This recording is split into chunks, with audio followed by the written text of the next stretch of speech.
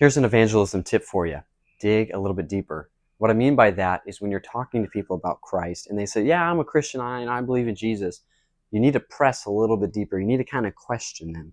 You need to test their faith. Now, obviously, we as human beings cannot see into people's hearts. So I don't know truly if someone trusts in Christ if I meet them on the side of the road.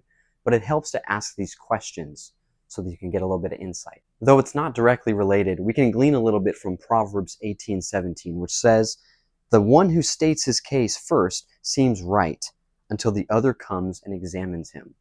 Someone may say, I'm a Christian, I trust in Christ, and I do all that stuff, I go to church.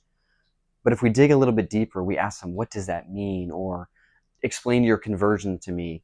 Or if they say things that are not in line with the Bible, that gives you insight into what they believe. For example, we were talking to an older gentleman named Peter while we were doing a gospel flipboard, and I asked him, on a scale of 1 to 10, how sure are you that you're going to heaven? He said 10.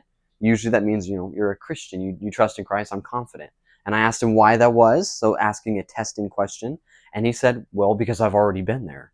And I said, what do you mean by that?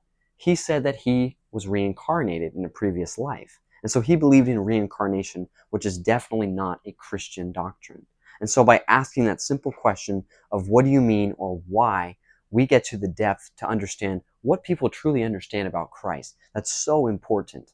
Especially here in America, there are so many people that are shallow Christians. They claim to know Christ and they go to church and all those things. They may even read their Bible a little bit. But in no way does doing Christian things make you a Christian. You are a Christian because you believe in what Christ did for you. That means that you trust in his death and resurrection. It's not by going to church or getting baptized or reading the Bible, although you should do those things as a response to being saved. So next time you're sharing the gospel with somebody and they may say that they believe in Christ, or even if they don't, ask them, what do you mean by that?